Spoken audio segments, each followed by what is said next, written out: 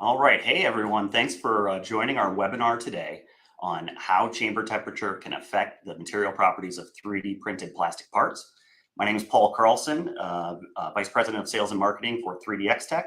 And along with me is Matt Howlett, founder and CEO of 3DXTECH. And we'll be taking you through today's presentation. So as Paul mentioned, Paul's the VP of Sales and Marketing. He has quite a bit of experience in the 3D printing space, companies ranging from Stratasys, Fisher Unitech, and Tamsys. And I've known Paul for years and was really lucky and thankful to have him over at our company. Myself, I've been in the plastics industry about 30 years and mostly in high performance materials and composites. And myself and my co-founder, Gary Foote, we started the business in 2014, really to create products that were more high performance than what was currently available at the time. Here's a picture of our building. We're in Grand Rapids, Michigan. We've got 68,000 square foot building, and about a third of it's for filament, a third of it's for printers, and the other third is mostly logistics and warehousing. There's a little timeline about the company. So we started again, like I said, in 2014. Soon thereafter, we got requests from some of our industrial customers that had Stratasys printers if we could create reels of filament and the EEPROM chips that would be compatible with their installed Fortis and Dimensions printers. It took us a year or so to spool that business up, I guess no pun intended. So Triton 3D is our business entity that supplies filament and accessories to installed Fortis and Dimension customers. So if you happen to have one of those machines, welcome to talk to you at some point about helping you out there. In 2018, we started the gearbox printer unit, really born out of a lot of conversations with big OEMs that we would make materials for, and we'd go through the process of creating a material, and then the question inevitably came up: which printer do you recommend? And it was always, this company or that company, and it was a little bit of half measures and partial solutions, and a lot of finger pointing. So the filament would work fine in other machines, but not theirs, and vice versa. And so we really had to close the loop for our customers to really bring it full circle, so that we could be an end-to-end solution for the high performance materials and the machines that be able to enable that type of technology.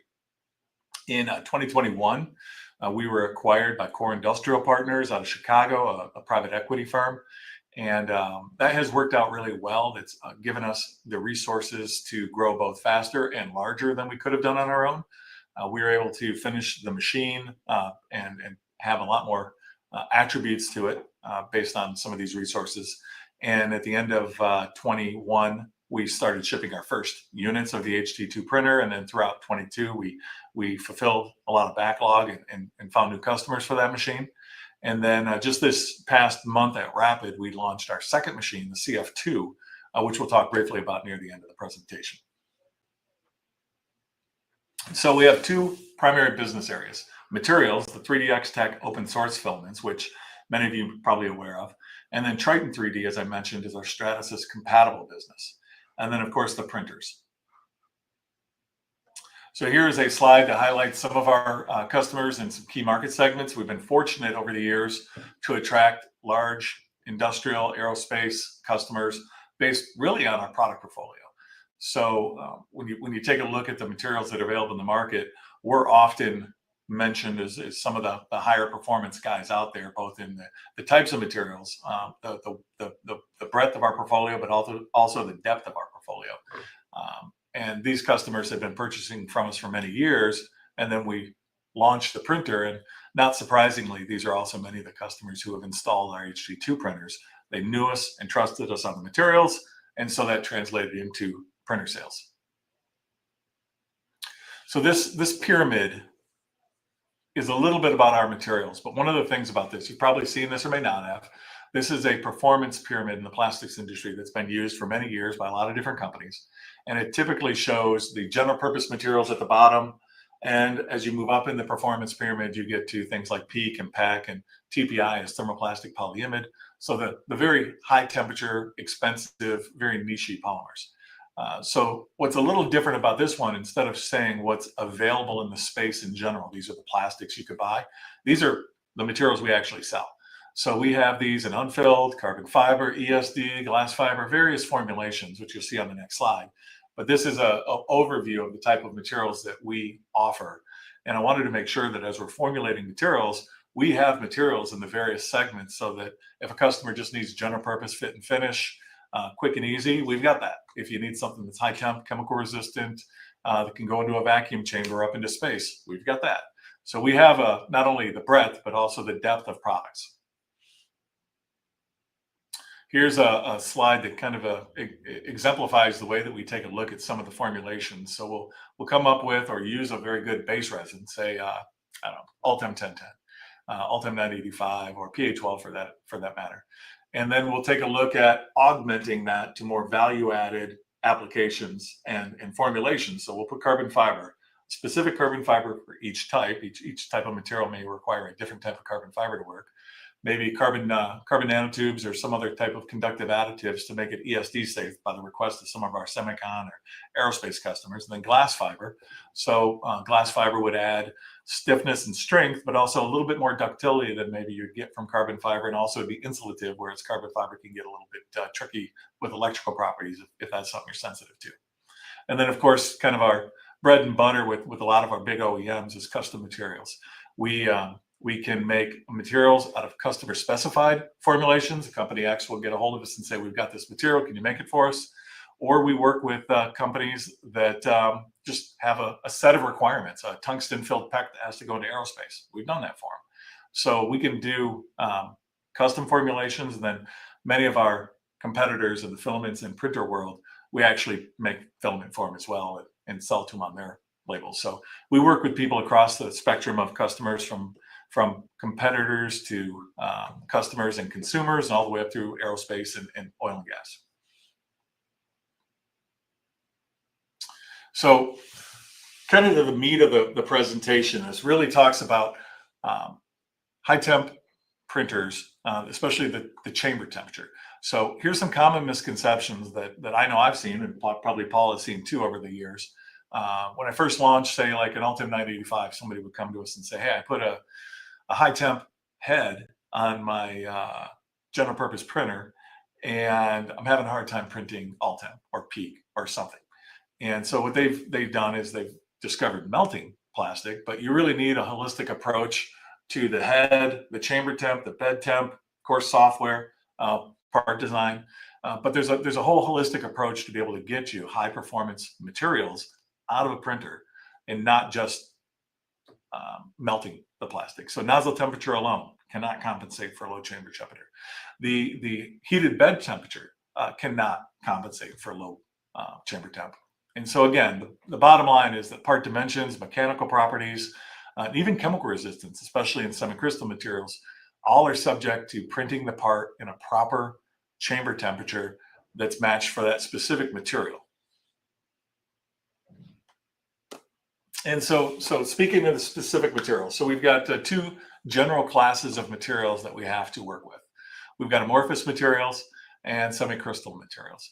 And so a typical amorphous material would be something like ABS, polycarbonate, or Ultem, whether it's 1010 or 985, the two most common types of Ultem that everyone knows about, and semi-crystalline materials. And that would be materials, say, like PA12, PPA, which is also high temp nylon that people refer to, or PEKK. So with amorphous materials, typically you want to print plus or minus 10 degrees C of the glass transition, or the TG, of the material. So with ABS, you're probably in the 95 C range. PC, you're in the 135, 140 range. Ultem 985, you're in the 190, and Ultem 1010, you're on 225. So these materials tend to have the lowest stress and the highest layer strength when you're about 10 degrees C. And it's a little bit of experimental discovery that we have to go through to figure out if it's above or below, or how much below and how much above. But we've done a lot of that work, and thankfully, some of these materials kind of tried and true. There's known numbers out there, and we've validated those on our machines. Semi-crystal materials can be a little trickier. Semi-crystal materials often have much lower TGs. They mean a little less than, say, the TG of an amorphous material, because once you modify them, glass fiber, carbon fiber, even in many unfilled formulations, what you're looking for is printing more closely to the somewhere between the TG and the HDT. So where we end up with, to get minimal stresses and maximum interlayer adhesion, is typically somewhere in the 30 to 80 C range above the TG, depending on the polymer. And again, we do a lot of experimental discovery to make sure that, you know, our chamber temperature, head temp, everything is kind of keyed into that specific formulation.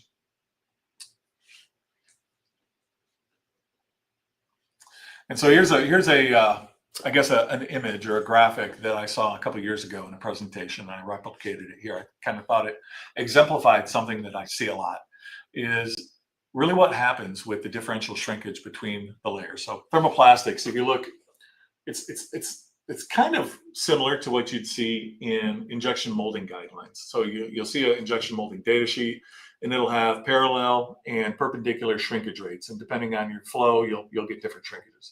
It's kind of similar for this. It's a little bit different because you're printing in an open environment. But each material, whether it's semicrystalline or amorphous, has a very specific shrinkage rate.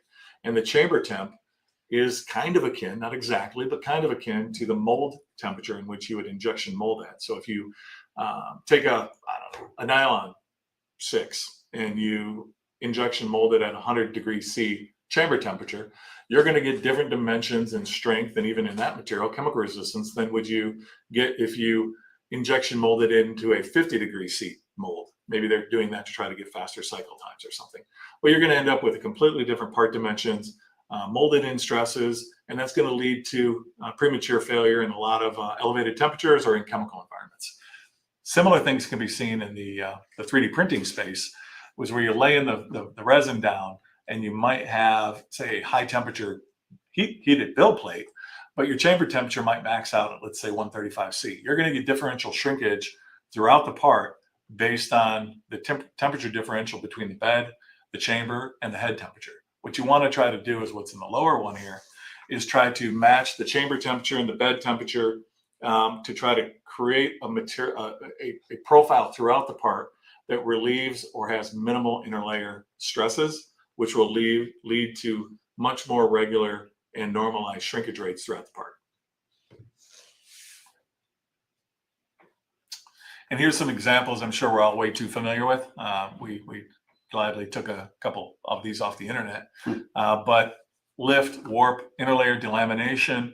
These are typical examples of failed prints based largely, in our experience, on a mismatch between the chamber, the bed, and the head temperature. You're just not putting the plastic in an environment where it can succeed. And so we talked a little bit about glass transitions, or if you see TG, if later or in other instances you see something TM, that's typically a melt temperature. So TG of many common 3D printed materials. And again, these are most things that are in our portfolio.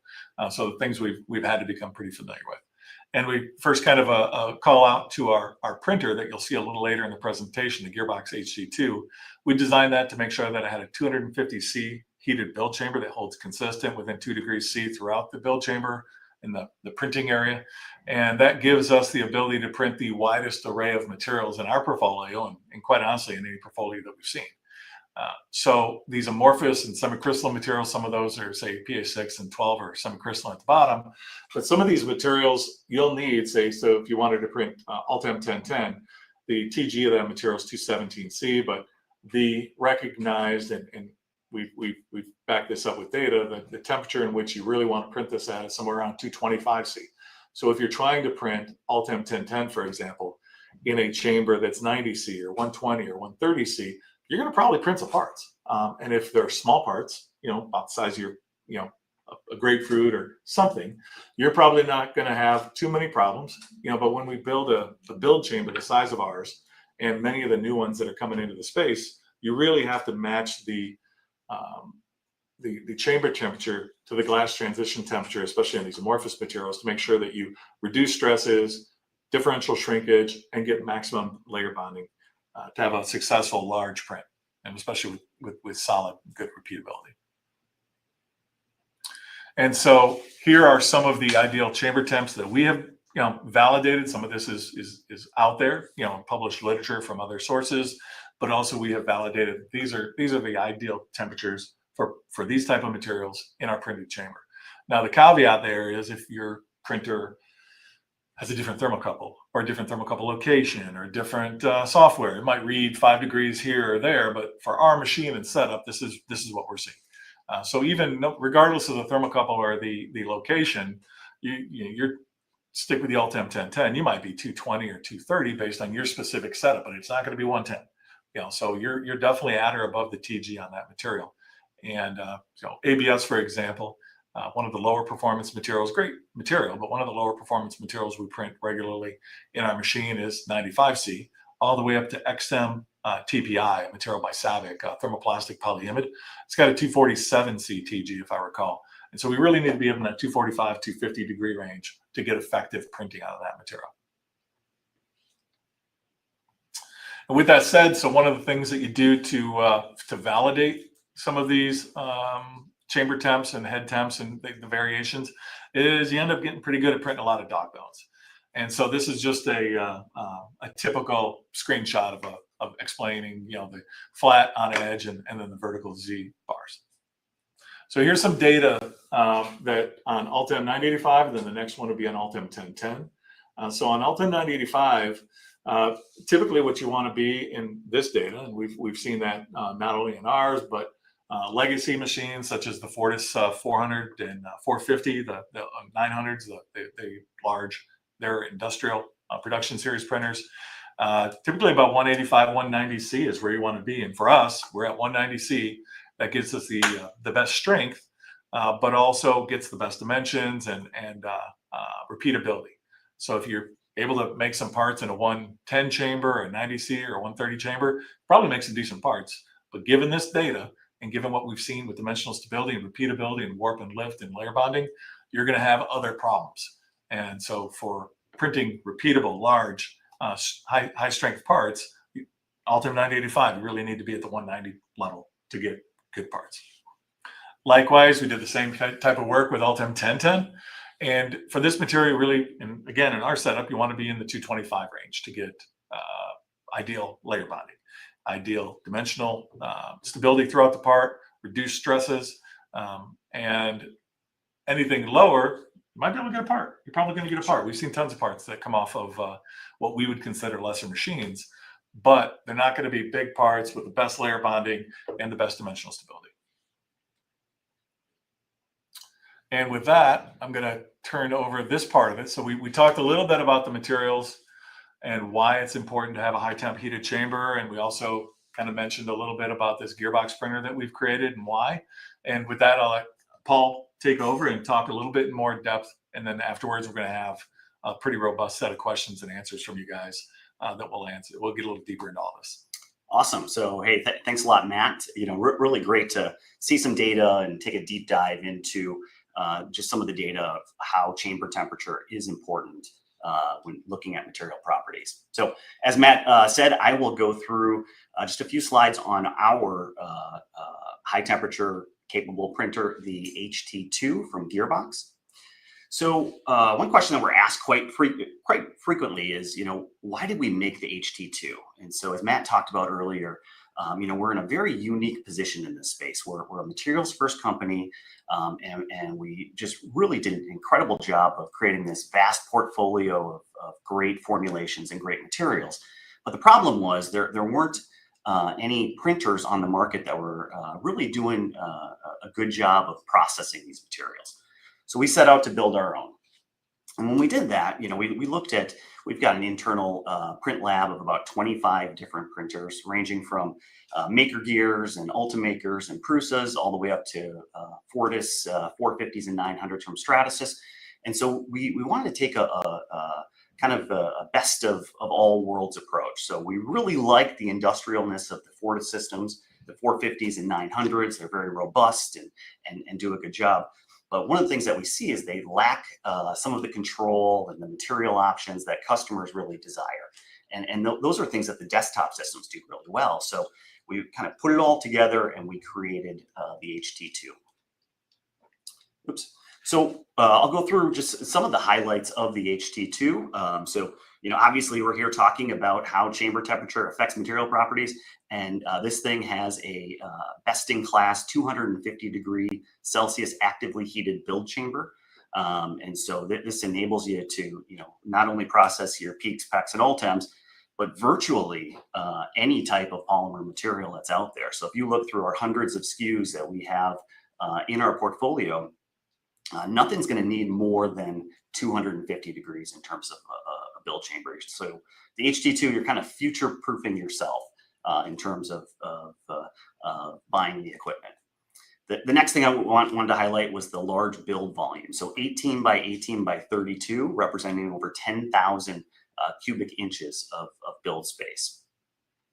So we didn't pick that number just out of thin air. Really, as Matt mentioned, we've got the Triton 3D line. We've been doing business with Stratasys customers for many years. And one of the most common things that we hear from those customers is, man, I wish that we could have a product in between the 450 and the 900 from Stratasys. And so, so when you look at the Gearbox HT2, it's uniquely positioned right in between those two products. So it's 3 times the size of a Fortis 450 in terms of overall build volume, and priced very similarly. So you get value both from an economic standpoint in terms of your acquisition costs and ongoing costs, but also from a total throughput perspective.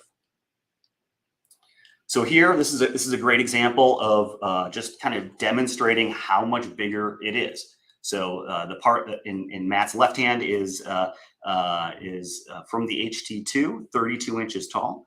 And the part in his right hand is the max, that same part maxed out on a Fortis 450.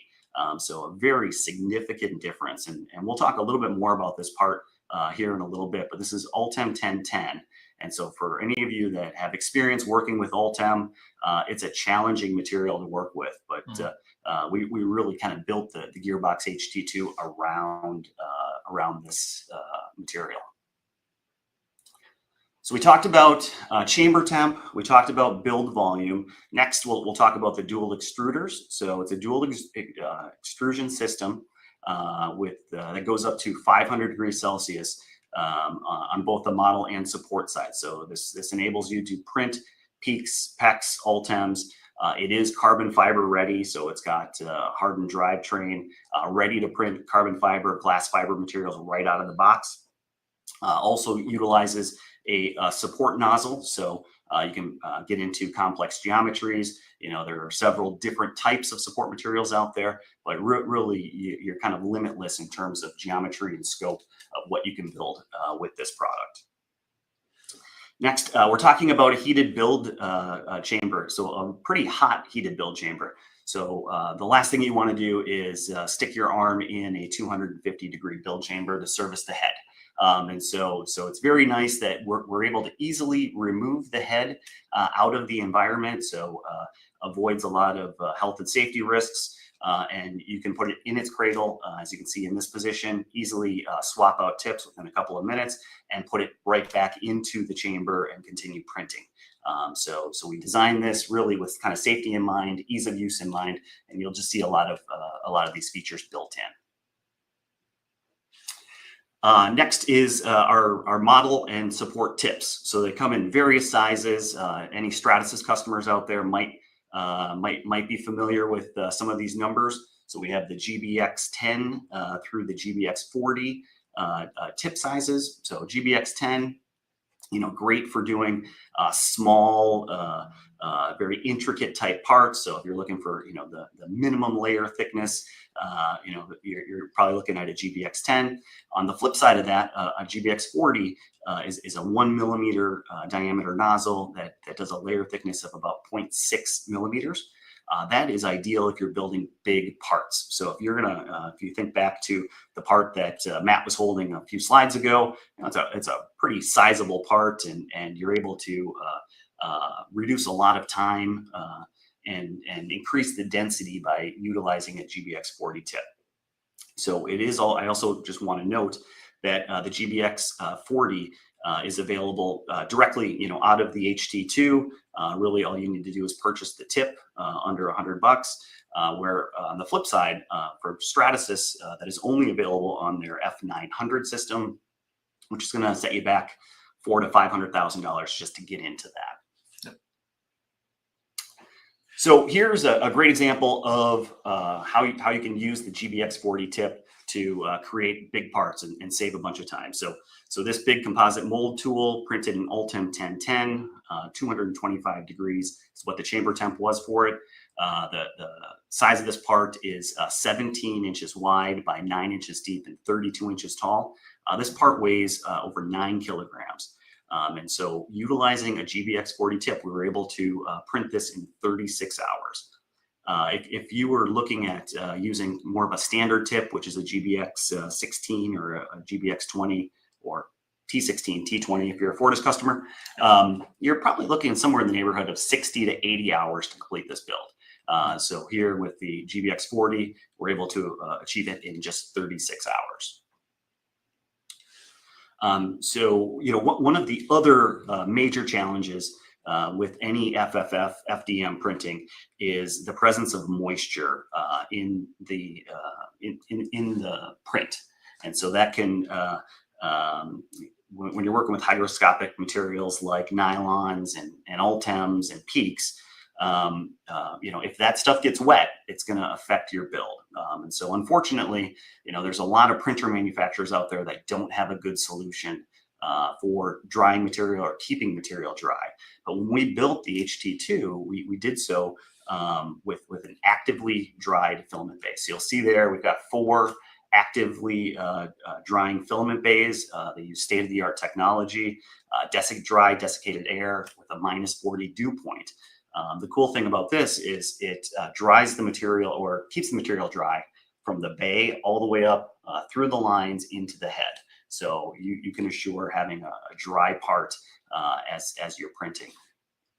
The other cool thing about these filament bays is they do auto reload. So when you run out of a material, model material, for example, on a weekend build, it'll automatically reload the next model material and gives you days of unattended printing.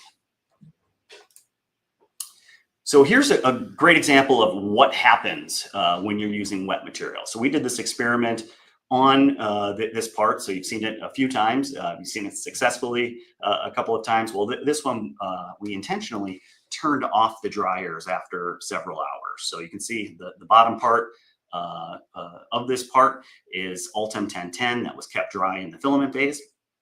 And then look what happens when we shut it off. So you'll notice about a third of the way up, we turned the air dryers off, and led to just a number of problems.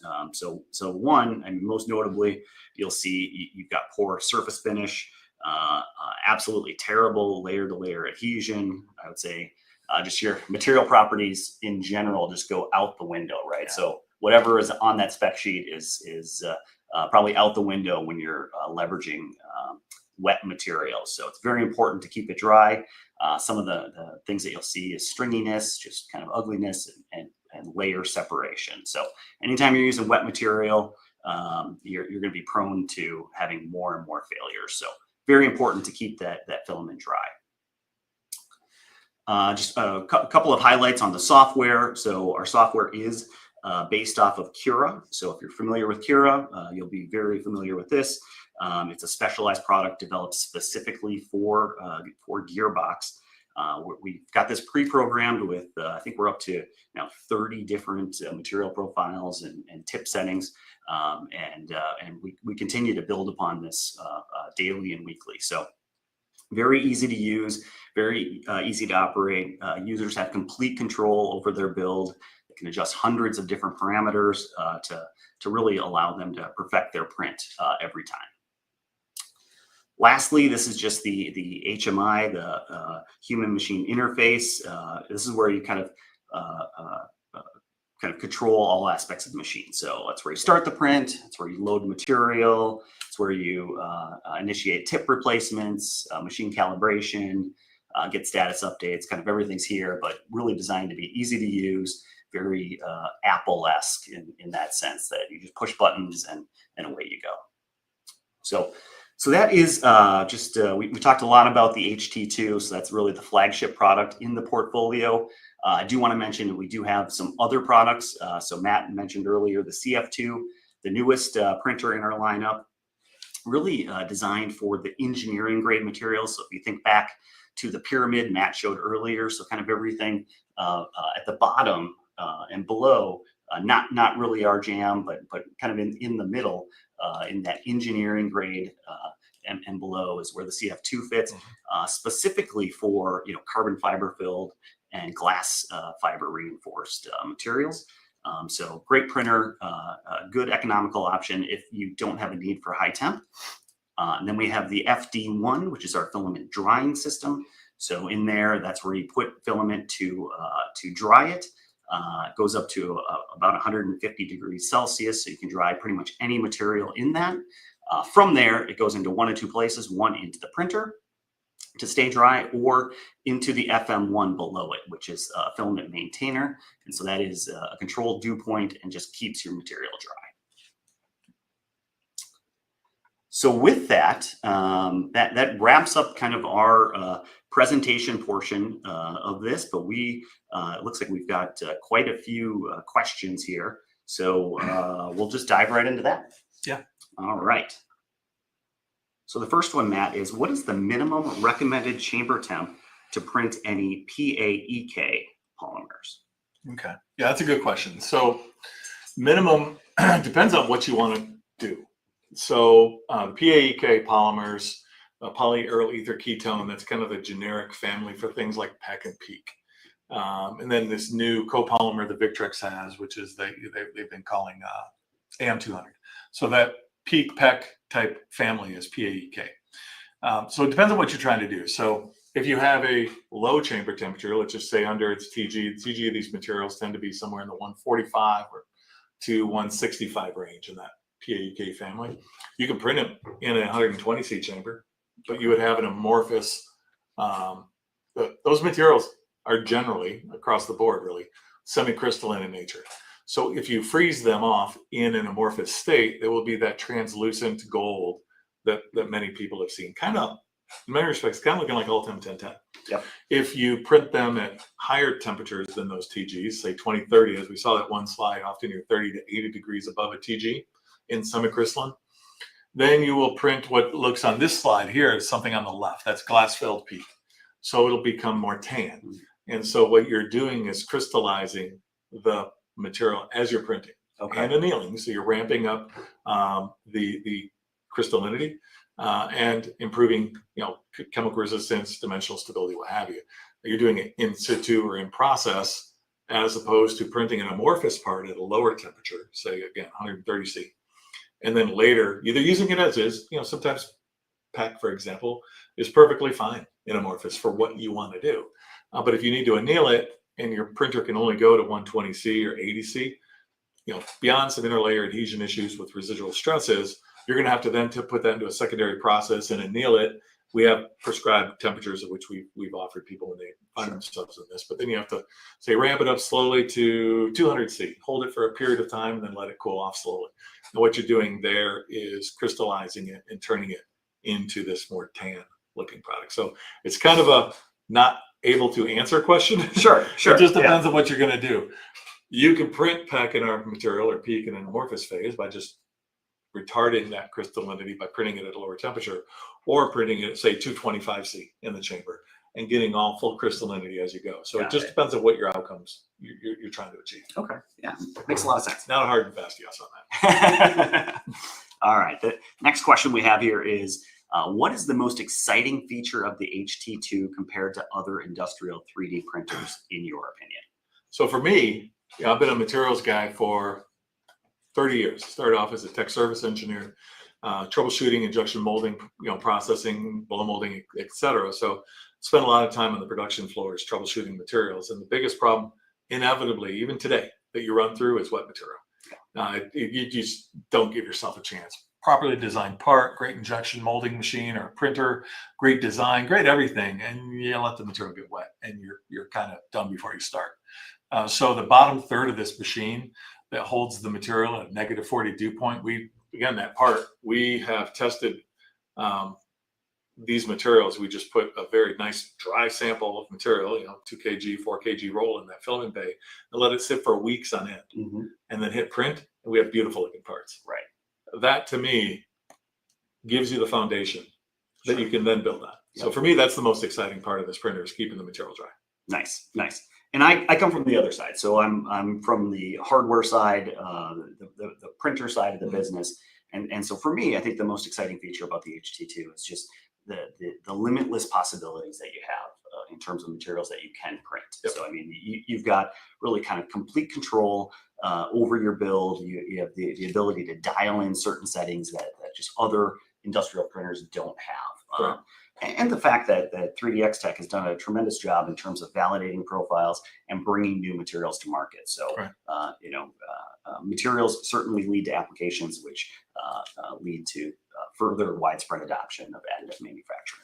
Yeah, I mean, to take that further too, again, we didn't hide the ball. And if you've been a Stratasys customer and you kind of poked around at Fortis before and you saw the inside of our machine, we didn't really hide the ball. What we were trying to do, we were trying to make a good industrial high temp machine that gave you a lot of flexibility. And part of that isn't just the printer price, but it's the consumables. So the build sheets, lower cost than Stratasys. The tips, lower cost than Stratasys. The materials, lower cost than Stratasys. So if you look at some of their materials, let's just say ABS, for example, they're probably at $4.50 a cubic inch, $4.50, $4.70 a cubic inch, and we're under $1 a cubic inch. So that has to be part of your calculus when you're taking a look at having a machine in house. Ultem, they're at $700 or $800 for a 2 kg reel, and we're at $450 for a 2 kg reel. So they're maybe $8 a cubic inch, and we're at $4 a cubic inch, something like that. So it's meaningful when you're actually using these machines to be able to use open source materials. For sure, and we've talked to several customers who are in the tens of thousands of cubic inches of building each year, and the ROIs are astonishing. Right away that we can find. So very good. So we've got quite a few questions to get through here. Sorry about that. Yeah, no worries, no worries. So the next question is: can the HT2 print the full line of 3DXTECH filaments? That's a good question. It is. So the heated build chamber. So currently, in the way that we designed it, was that when you start the printer off, pretty much the lowest build chamber temperature you can get is around 90-95 C.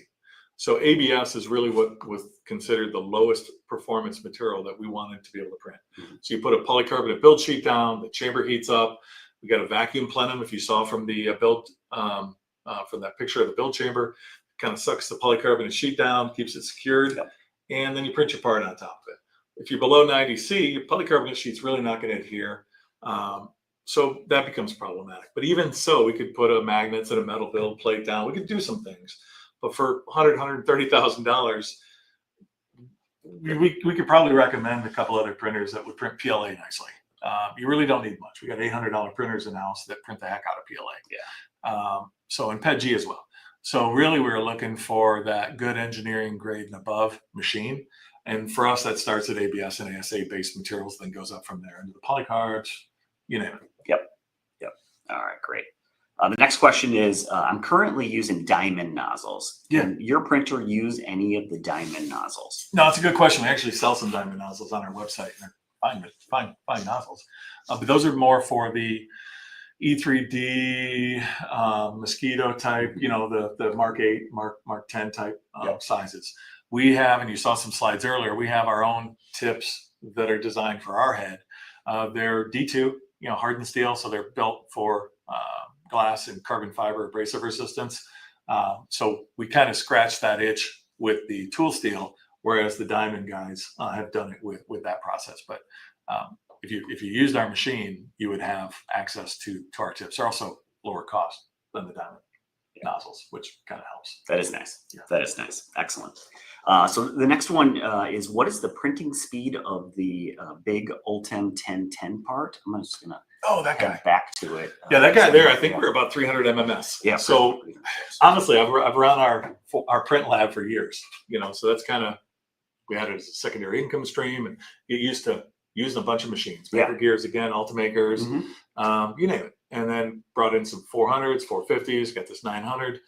And Ultem 1010 is kind of the bane of my existence. It was really kind of a difficult material to print until we created this machine. And honestly, it's become one of the easiest materials to print. Yeah. So we're printing this. It's definitely above, I don't have that information in front of me, but it was definitely above 250 MMS. And with a T40 tip or the GBX40 in our nomenclature, we were able to rip that out in 36 hours. Yeah, that's great. That's great. Yeah. And just from my experience in printing and talking with customers, Ultem 1010 is the bane of everyone's existence, really until we came here. Yeah. Yeah, it prints nice. For sure. So next question is, do you have any data on what minimum temperatures need to be in comparisons when the chamber is hotter like yours or less like some other high temp printers? So yeah, if you go back to one of those, doesn't matter, maybe Ultem 1010. Keep going to the materials. Oh, sorry. Right there's fine. Okay. So yeah, so we do have some. So you're looking at maybe a 50%. On this one maybe a 40-45% reduction in mechanical properties if you were to print it, let's just say a 75C chamber. So this is kind of how we don't test other people's machines and materials really. We're kind of focused on our machine and materials, but we can vary the conditions and we can artificially simulate this by, again, adhering the build plate down. We can do some things that we wouldn't recommend people to do to inhibit, to mimic a lower build chamber temp. Right. But that gives us these curves that help us identify where we need to stop. And on the too hot, I think this question actually had something about too hot. Yep. You can see it start to get sag and you lose layer definition. You start to have some problems if you go too hot. So this is where you back it off a little, and somewhere between in this material 220, 225C is where you want to be. Gotcha. And I've tried running Ultem both 9085 and 1010 on lower chamber temperature machines, and quite frankly, if you're even able to get a part, you said something earlier where you figured out the temperature at what you can extrude plastic at, but that doesn't necessarily mean that you're going to get a part, right? Yeah. And so just Ultem plastic in general has a tendency to want to curl. Yeah, that's all the interlayer stresses that you've induced. Yep. And it's melting plastics and not printing parts. Yeah, exactly. Exactly. So next question was, what was the layer height on that Ultem part? So that layer height was a 0.6. Yeah. So we have a general rule of thumb that we like to try to follow, and we recommend everybody follow when they're buying our materials and putting it on an ender or you name it. Some kind of 60% of nozzle diameter. It should be your layer strength or your layer height. So if you're using a 0.4, use a 0.25. So our layer heights are typically zeroed in at that 60% of nozzle diameter is what we're trying to target. Perfect. That's easy math. It seems to work. Yeah. Excellent. Next question is, are the filament bays heated or dry air flooded? That's a good question too. So dry air flooded only. So we had to make a decision a couple of years ago when we were designing this. Do we want a dry material in there? Really what it was, I pulled a roll of, we're going to beat this Ultem 1010 thing to death, but it dries at 150C, could be 4 hours, could be 8 hours, depending on how wet it is. You left it out in your office or your shop or something. It can get pretty saturated. And the reels can be kind of big, so you're saturating it deep in the reels too. So we decided if you wanted to buy, say, just a round number, $125,000 filament dryer, we would be happy to sell you one. But what we would prefer is that you load the machine up with dry material and then start printing, because that's really what it's there for. So our filament dryer was developed to load the wet material into, dry it off, maintain it either in our FM1 or put it right into these to get to work. So it does maintain it long term, but it does not. Maybe it'll dry ABS or something, because that's not super hard to dry. Right. But generally speaking, these only keep material dry, but it was done on purpose to not tie up your machine into becoming a filament dryer. Yeah, for sure. Great. So the next question is, what are the typical and maximum speeds you can print CF10 using a 0.25 millimeter nozzle? Oh, that's two or three things at once. So we don't generally recommend, this goes back for our carbon fiber, glass fiber days. We have arguably, you're going to argue about it, we have the broadest portfolio of carbon fiber, glass fiber reinforced materials by anyone, period. So it's from polypropylene all the way up to PEKK and PEKK. We've got carbon fiber. So what you want to do, again, following this general rule of thumb of a point of 60% of your nozzle height, That's for unfilled generally, but for carbon fiber and glass fiber materials, you have an extra added complication of a additive in there or reinforcement that does not melt. So if you take a look at that, what we recommend is a minimum of a 0.4 nozzle and a 0.25, 0.24 in this instance, layer height. People have said, well, I need smaller for detail or to get rid of layer lines. If you print the carbon fiber, you'll see it looks beautiful. You can get away with less, but we don't recommend that. Sure. So essentially what the analogy I try to give people is you see these pictures of logs that are being pushed down the river out west, Oregon or something, right? You got the whole river chock full of logs. Now it's going to have a turn. And that's kind of the same thing with the material melting and coming out the end of the nozzle. You hit the next layer and you got to turn. As your head's moving, it making a hard left. That non-melted fiber has to have enough room to come out of the nozzle and turn. And you can smear it or kind of cheat a little bit with unfilled materials, but carbon fiber that's 300-400 microns long is going to need some angle to turn. And so often what we've seen is customers in the past will come to us and say, hey, I'm jamming on your carbon fiber now. What's wrong with this stuff? And I say, back the head off or raise the head or back the bed off and now do an air shot. And say, well, it's coming out now. I'm like, you're not clogging. You're creating too much back pressure and not allowing the material to come out the hole. Got it. And so so for us, long answer to a short question, we recommend a 0.4 nozzle for carbon fiber, so T16 or a GBX16 in our instance, and a 0.25 layer height. If you wanted to use something less in your other machines, do it at your own caution, go slow, maybe raise the temperatures up a little bit, and you probably get some decent results. But the best results over long term has been a 0.4 layer with 0.25 nozzle. Cool. Or vice versa. So just out of my own curiosity, does the same hold true for like a ESD material? No, not yet. ESD for more viscosity reasons. Okay. So you can compensate for viscosity a lot of times with speed and temperature. But our ESDs, I don't know, I can't speak for everybody else, but we predominantly use, and I say this on the website, so it is what it is, but we predominantly use carbon nanotubes for achieving ESD. You can get the same level of ESD level, so static dissipation, 10 to the 7th ohm surface, for example, with about 3 to 5% carbon nanotubes, depending on the material, as you can with 15 to 20% carbon fiber. So you end up with a more ductile material, less brittle. It starts to act more like the polymer you were using instead of carbon fiber anything. But those carbon nanotubes, you can imagine, they're about 1.5 microns long and about 7 nanometers in diameter. So really, really long spaghettis of carbon. And so they don't have much of the same requirements for layer height as a carbon fiber, but then you still have to overcome viscosity. So we still don't want you to use say a GBX10 on a low temp and then expect good results. So that's one of the reasons we help you dial in the process parameters so that you get the right temperatures, layers, and performance. Cool. It's a good question, though. Yeah, for sure. Excellent. So if the stresses are caused by mismatching between the bed and ambient temperatures, why not drop everything lower to 100C? All right. No, that's so what you're trying to do there is now you're force fitting a material into a machine limitation. And that's creating all kinds of problems there too. So the materials, those slides before says the TG of this material, say polycarbs, 137, 145, depending on the copolymer, depending on what you're looking at.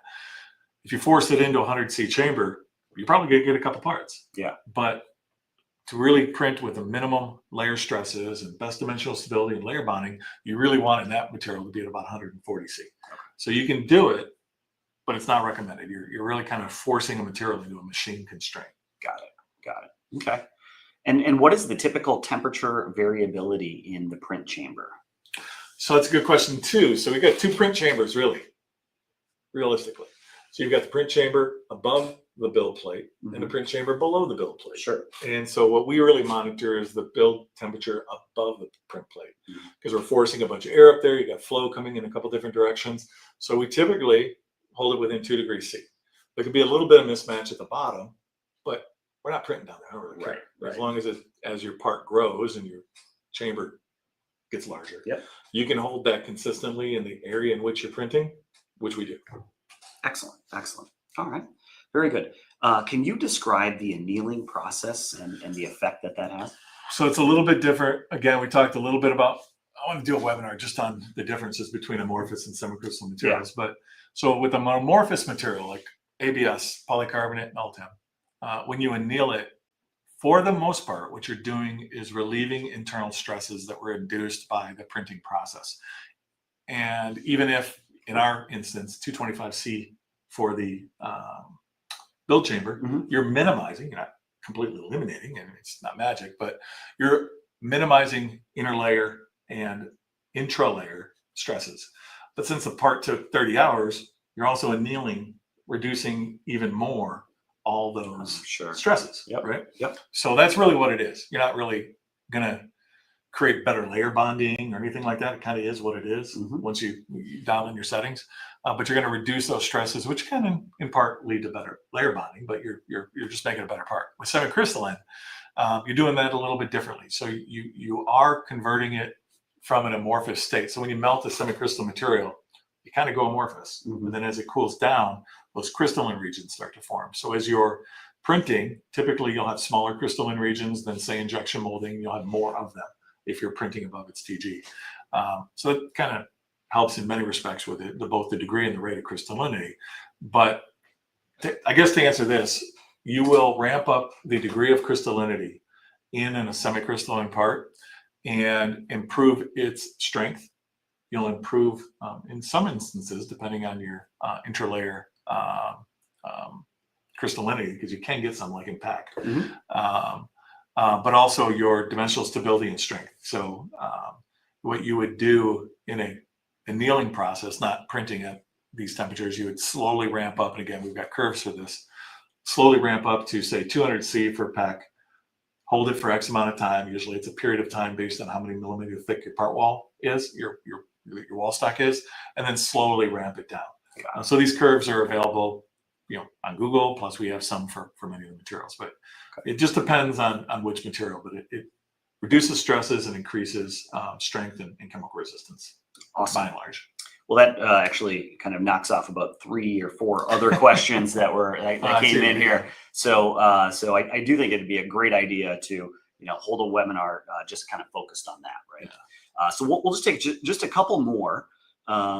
So this next one is: are you saying that as a rule of thumb, we might want to generally print engineering materials with a chamber temperature at or near the recommended bed temperature?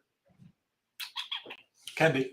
So often what those temperatures are, so we made tons of filament before we sold the printer.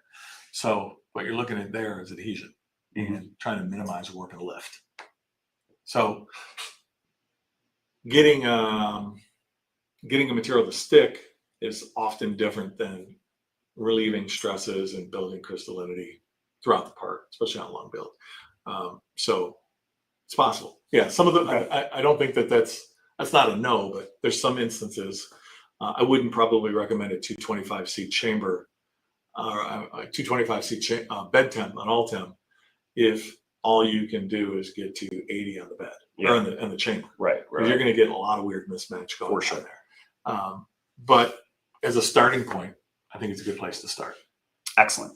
All right, so let's take this last one. It seems like a good one to end on. So what is the benchmark of high temp machines that we go up against when to be decided, I guess, when you're looking at purchasing equipment? And so besides pricing and specifications, what is the benchmark for HT? Looking at that actually didn't come from us, surprisingly. So I mean, you probably share the same opinion. We've talked about it, but I mean, it's the old time legacy companies. There's a couple old companies in this business, especially in the FDM, the filament-based, Stratasys. So everybody's really kind of compared against Stratasys, especially in these higher price, higher performance, heated chamber. How do you compare to a Fortis? And so since we benchmarked a couple different Fortises in our design process, and you can tell kind of from where we ended up with this, really Stratasys's Fortis printers are really what we're shooting at. We often get calls, hey, we're trying to decide between a 450 and your HT2. Help us understand why. So not only the size, the cost of the printer, we're lower cost than theirs, but also, again, the consumables, the build sheets, the tips, and especially the materials, lock, stock, and barrel, especially if you're going to use the machine, it's a lower cost, both at point of entry and throughout the life of the machine, than, say, a Fortis. Yeah. So For sure. that's kind of how I would answer that. Yeah, absolutely. And then certainly, having some flexibility to do some different things. So excellent. So I think we'll end on that note. But what we wanted to do is just thank you for tuning in. And we really appreciated just the feedback and the questions and everything that came in, and hope this was worthwhile for you. And we look forward to the next one. Thank you. All right. Thanks.